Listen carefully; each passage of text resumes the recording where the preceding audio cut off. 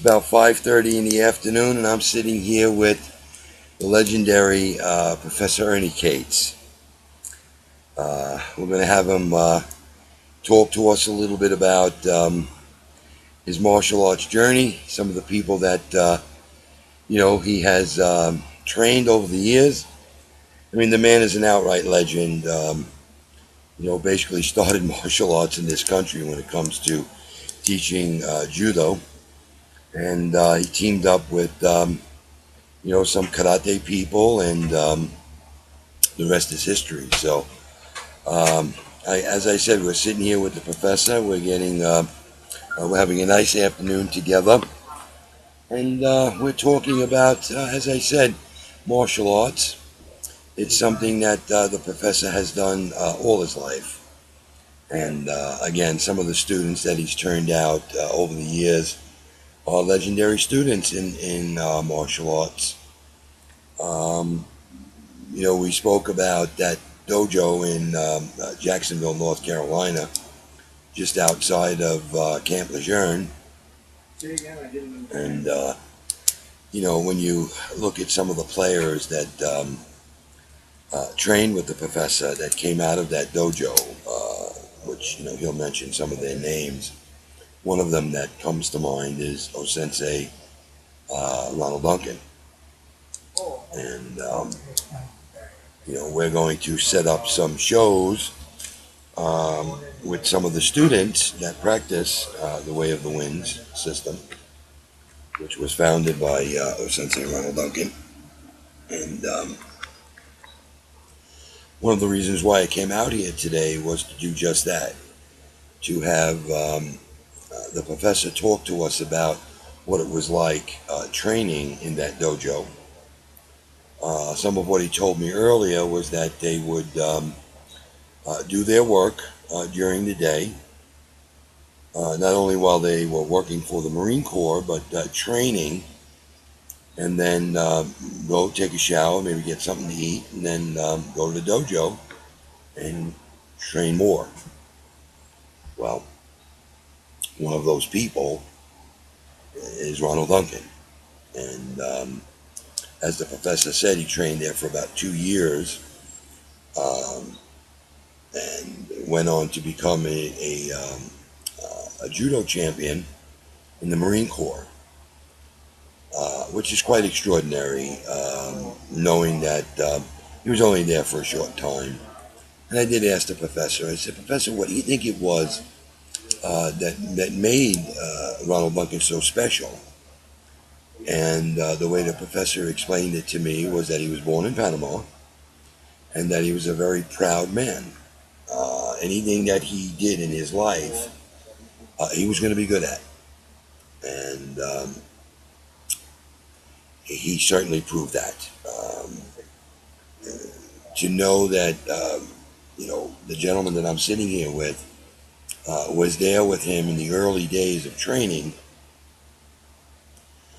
And, when I got to meet Professor Duncan,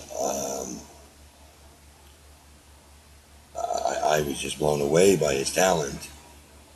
I had never seen anything like that before or since.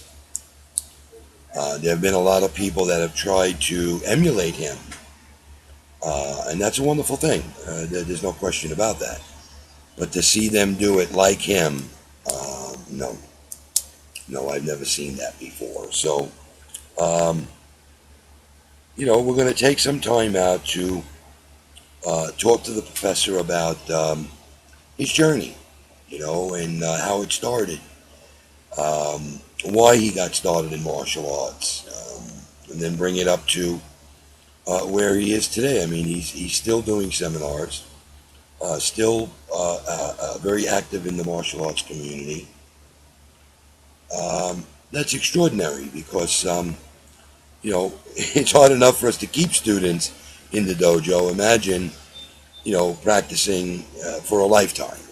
And, this is what we aspire to do. Not easy. Not easy to find people that are committed lifelong to being lifelong martial artists. So let's turn the camera around That's him right there. I don't know how well you can see him, but that's Professor Cates right there. Say hello, Professor. Good Yeah. afternoon. Yeah, this is this program will air, Professor. After I'm done with the editing, we will clean up the tape somewhat. We'll try to get a better picture. But as the day gets a little bit darker, the background, the bleaching of the background will go away some.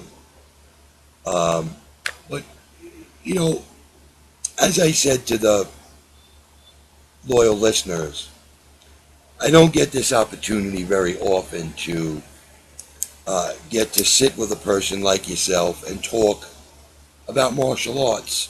Um, I get a lot of visitors on the radio that come on and share their stories and their journey with us, but that's on the telephone. This interview I'm actually doing sitting next to you, so it's quite extraordinary for me to have that opportunity, and I'd like to say thank you. So thank you. Thank you. Um, as I said, this is Professor Ernie Cates. Um, you know, I don't know quite how to say this without saying it from the heart, and that I am sitting with a living legend. This is a man that my sensei looked up to, um, since his very first day when he met the professor.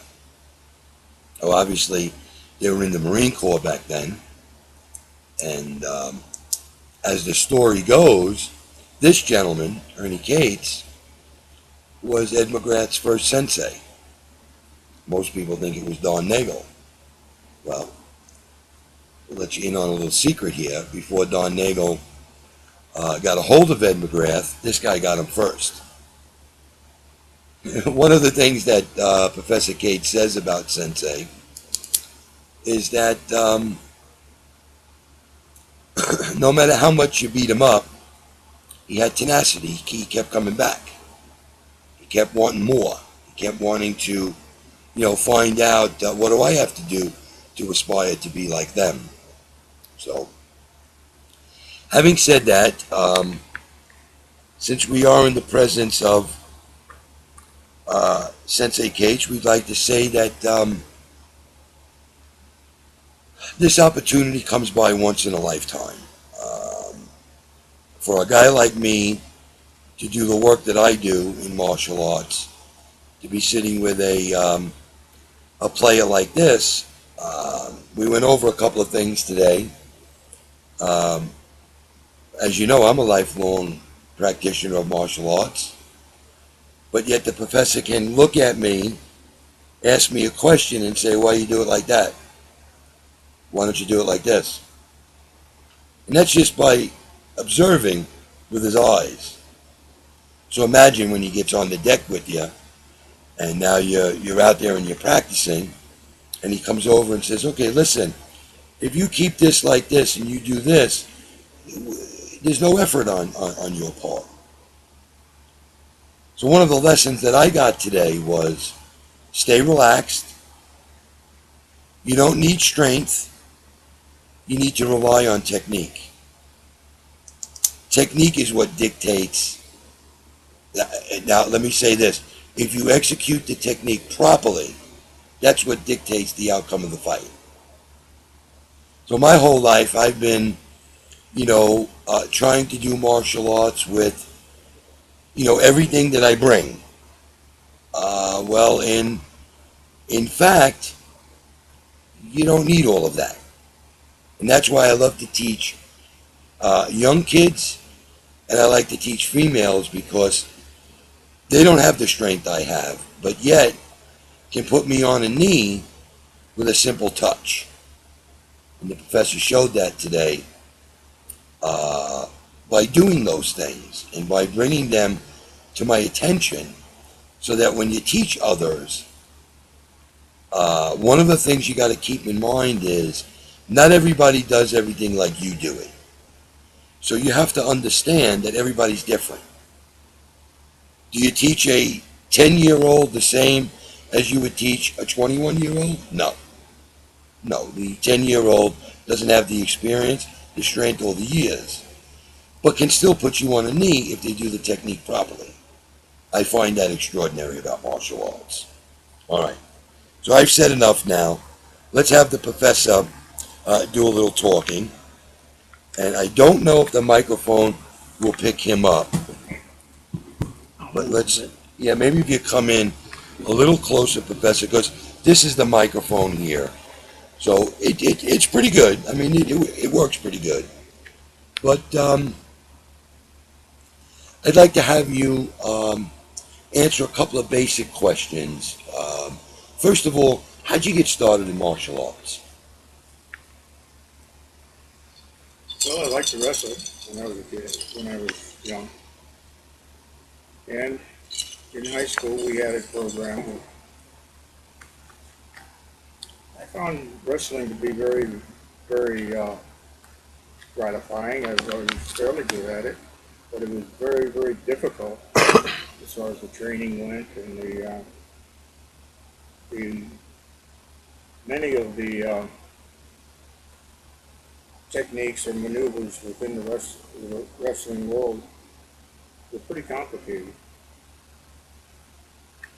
Down the street from me, from where I lived, there was a Japanese family. The boys were approximately my age, maybe a little bit older, and they would wrestle a lot, but they didn't wrestle anything like I wrestled. I bent over, went to the wrestler's grip, tried to get the leg lift, tried to get the takedown, and everything was done with power. These guys stood up straight, moved around, and suddenly the opponent would be on the ground, and on the ground they would go for chokes and armbars, which aren't allowed in wrestling. I got interested in it. Their father and their uncle would work with them, and pretty soon I was doing the same thing and enjoying myself immensely because I was no longer working so hard. I was enjoying the movement and the grace of the movement and the ability to not only handle my own weight, my own movements, but be able to softly move the opponent into positions where I could take advantage of his lack of balance. Lack of balance. Interesting. I kept working at it. I was 14 at the time. By the time I graduated from high school, I had already joined the Navy Reserve and had gone through the Great Lakes boot camp at Great Lakes, where I got a chance to work with some other people that did this wrestling form that they called jiu-jitsu, meaning gentle art. There was nothing at all in the world gentle about jiu-jitsu at that time. But it was a challenge. I met a lot of good people. I met an awful lot of people that were able to handle me without any difficulty. And I got the interest going, and then I went to college at the University of Iowa. I ran on the track team there, stayed in pretty good shape. And while I was there, I decided that the Navy Reserve wasn't exactly the military package that I wanted, and I joined the Marine Corps. In the Corps, it was obviously it was challenging. My first duty station outside of the United States was Korea, where I was exposed to Dong Su Do and Taekwondo. Taekwondo at that time was in its infancy. Taekwondo at that time was an intelligence gathering service for the Korean CIA. This sounds kind of funny, but it's logical. Take a look at Taekwondo schools even today. Where are they located? Mostly adjacent to military bases. a sensei or teacher, when he's surrounded by his students day after day, becomes furniture. He's no longer noticed by his students. When two officers are making plans for an operation or are making tactical move plans, are in the dressing room after the shower, they're dressing, what do they talk about? They talk shop. And you don't notice the armchair sitting over in the corner. That's furniture. As far as an intelligence gathering medium, Taekwondo was awesome. But the same thing happened to Taekwondo that happened to Air America when the CIA took over Air America. It was taken over because Air America could fly into places that nobody else would fly into. Wow. From the very first day, since they would fly someplace that nobody else would fly, they made a profit off of the cargo they could carry. And they became a big airline. Taekwondo became a huge way of making money. And at that time in history, in our history, there was a portion of that money went back to the Judo College in Seoul. And so it not only started out with a nefarious background, but it graduated into a tremendous commercial endeavor. That's a piece of history that really is, at this point in time, it's not that important, but it's kind of nice to know that there are basic things that motivate different finishers. Mm.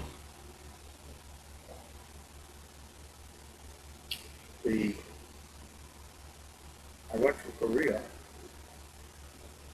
after a short stay. I was with Baker Amtrak's. We moved then down to Yokosuka, Japan, where I was introduced to Watanabe Sensei and his dojos, which are judo. One of the prime individuals to come out of Watanabe's stable was Ino Kuma, 185-pound world champion. And back then we didn't have weight groups. He fought the big guys. He beat DC of Holland, who had to cut weight to make 300. Wow. He had a cut weight to make 300. That's incredible. But Ino Kuma was a masterful judo competitor. Uh, at that time, I wasn't that hot on judo. It wasn't until I got to Okinawa and I was introduced to Matsumoto Sensei, who was a policeman in Goya, which is just outside of the Kadena Air Base gate. Matsumoto was unusual in that he taught gaijin. He taught foreigners. Most of the dojos on the island would not take a gaijin. They stayed only with the Oriental. Matsumoto explained it to us this way. The mat is a miniature world. When you step on the mat in a competitive art such as judo, you have stepped into this miniature world. Within this miniature world, and from 5 to 10 minutes, you're going to experience almost every emotion that there is.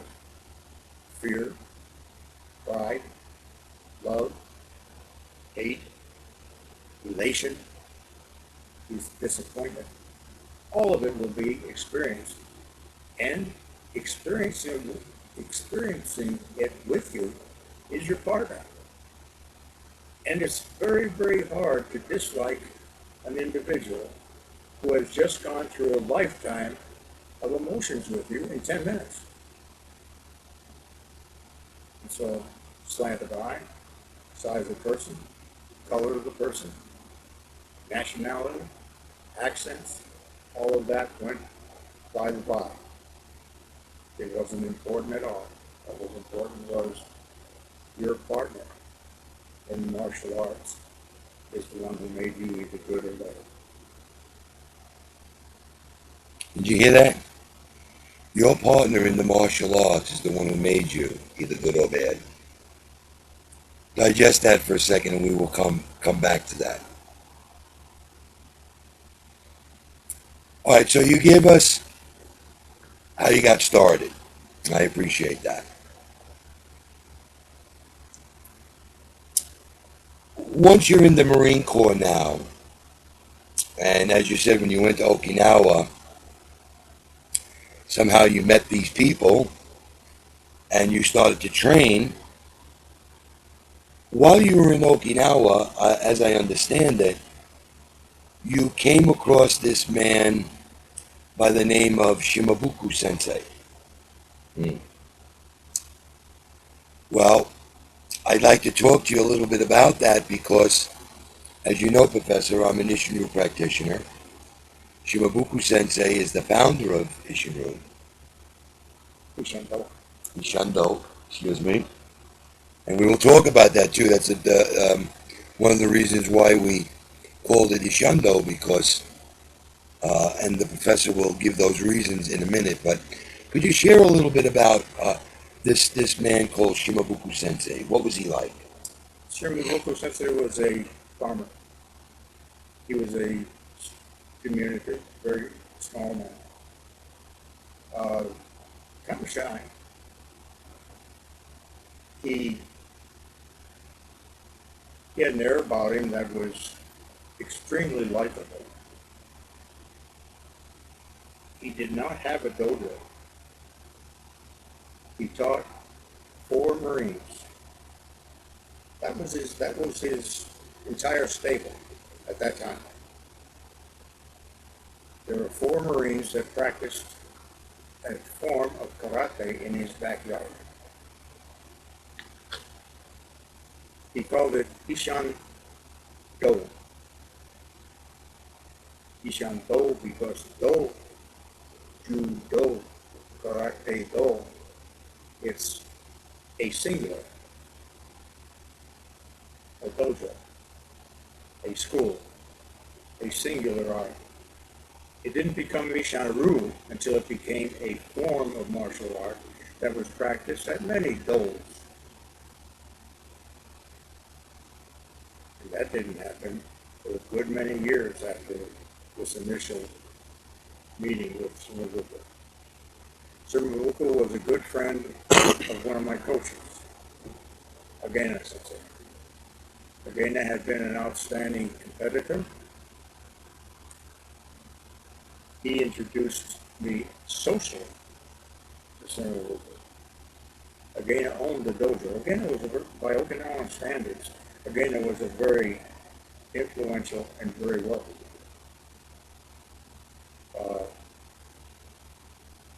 he owned the base, actually owned it, the land, the Teragawa, Really? which the United States government was way in arrears on paying him for. But his family was well off. He had a very beautiful home, and he built the dojo because he was interested in developing judo for the Gaijins. We became friends, and I worked out there at Agena's dojo.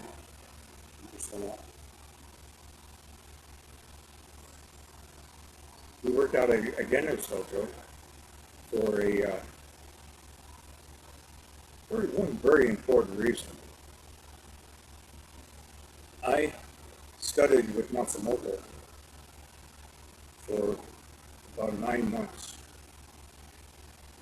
There were 3 of us in Matsumoto's dojo that fought each other continuously. And every month, Matsumoto had a inner Shiai tournament.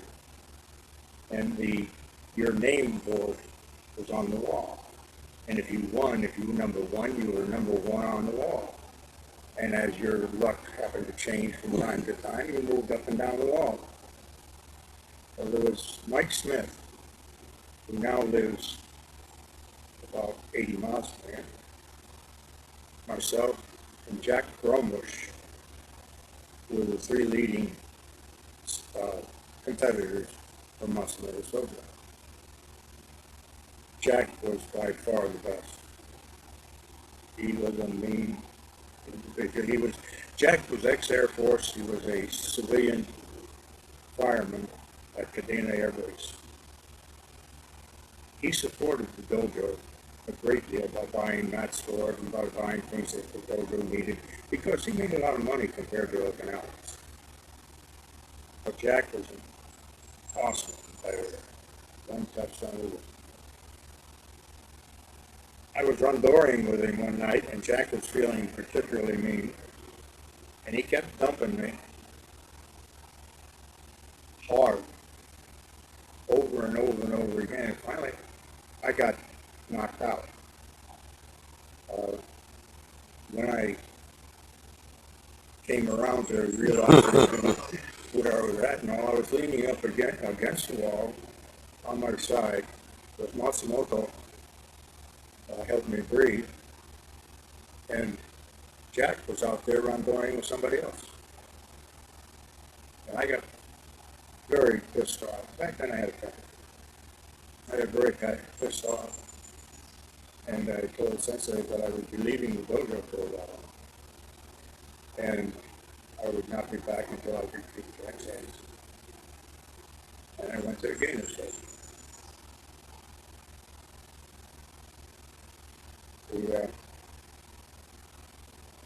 I never did get to kick Jack's ass. Even here in the States, we both got to practice with Kunyuki Sensei in Los Angeles at Seiman Dojo. Jack could still kick my ass. But we'll not go into that. I'm here, Jack's not. Anyway, that's how I got that game away. And then Matsumoto, the Ryukyu Islands Championships were coming up.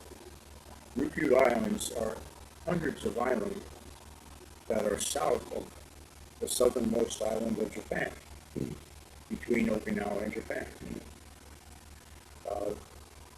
The Ryukyu Championships had always been totally dominated by the Japanese, or by the Naha police department, which was Okinawan, but controlled by the Japanese.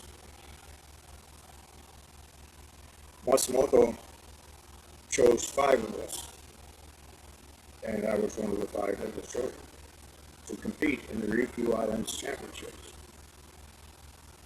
Now, we would be going 5 on 5, or team on team, with the winning team moving on to the next round.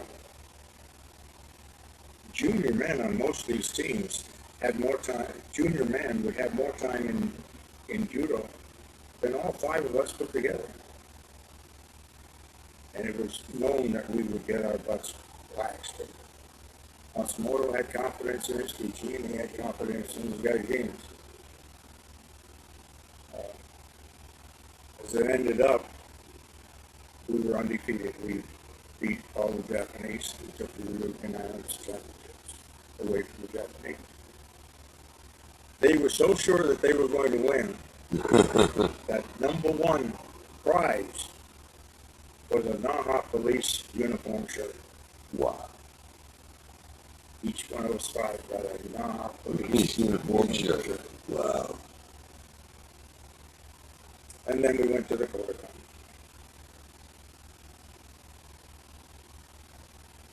Kodokan was the world headquarters of judo.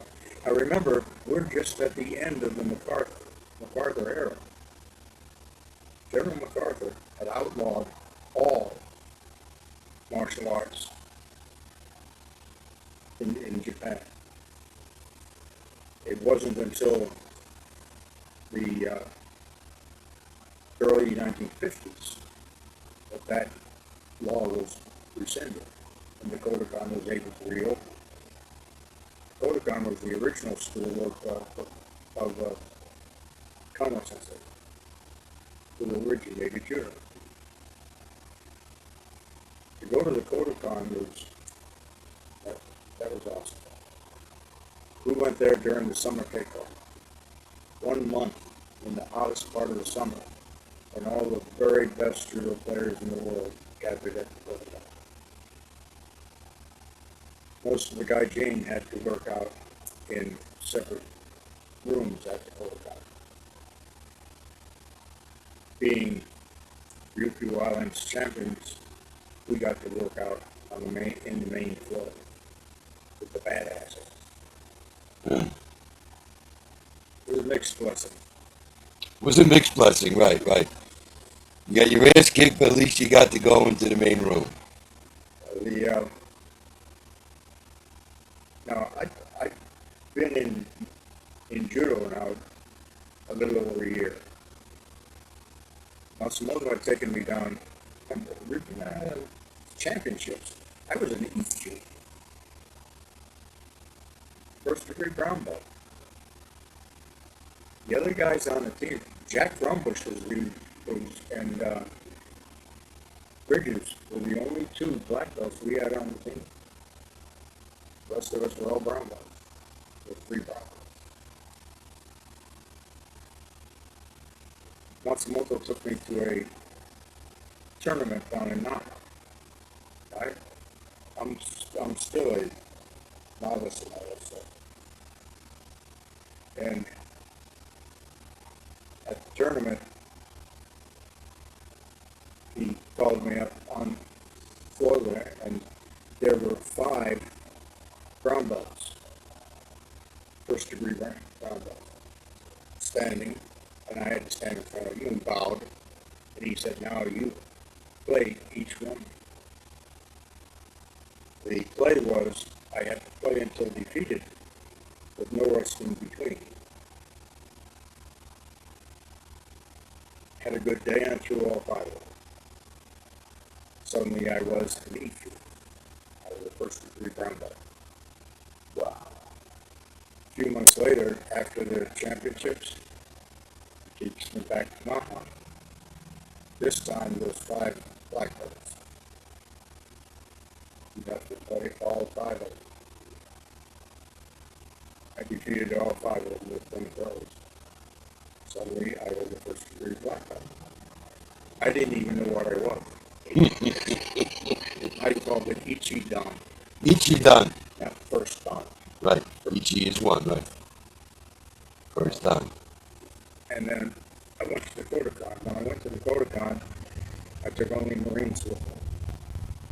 And the 5 of us, I was the only black belt.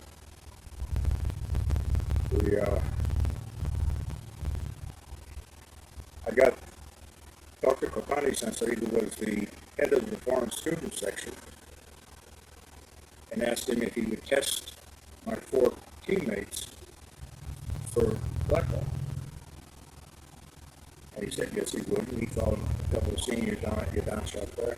They went up into a room and they came back down again. I said, "How'd you guys do?"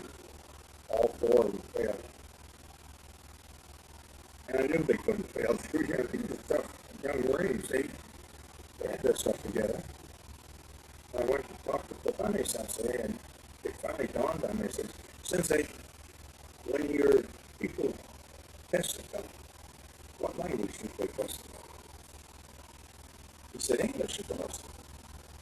I said, "They don't know any judo in English. All they know is Japanese." He said, He tested them the second day, and they all passed. How about that? One of them was Mike Smith, the guy that lived that week. Anyway, I got to work out with the very best in the world. I got to run Dory with twice world champion diagonal.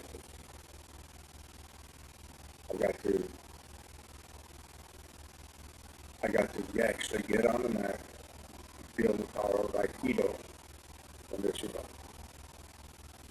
Yoshiba was not a regular at the program. He was a guest. He happened to be a guest there for the summer pickup.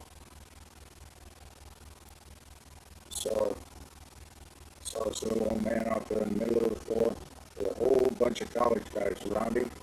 They would attack him, and he would move, and they would fall, and it was pretty to watch. But Donnie Sensei, he says, "Hey son, what do you think of Aikido? Is that what's happening?" And he said, "Yeah." I said, "It's very, very pretty, Sensei, but not practical." He was playing a joke because he had played before, I'm sure. But he said, "Hey son, dinner waiting. The Sensei will defeat you with the strength of one finger." I'm 190 pounds, 3 Islands champion. Serving in the Marine Corps. Probably the best shape of your life. That's right. And that's the little man. I'll go out there and work with him like I did with every other little old man and take it easy on him so he doesn't get hurt. I went out and reached for him, and he didn't nick go. My arm came out. His hand came up here. He touched the inside of my elbow, and I tapped out. And I also blocked him. I also bought dinner. Yeah. Well, that's He was just not a really friendly individual, though. the way she went. Shiva was not a nice man. No. He was good at what he did. But His character, in other words, if you read stuff about him that's in depth and not written by him, you'll find that he was not a nice man. There's a very good book, Dueling with the Sensei. It's written by a guy who wrote that. And it's worth reading. I just have to plug in, Professor. I'm running out of battery. So what I'm going to do is I'm just going to stop this for a second. Give me a moment. And I need to plug in because my battery is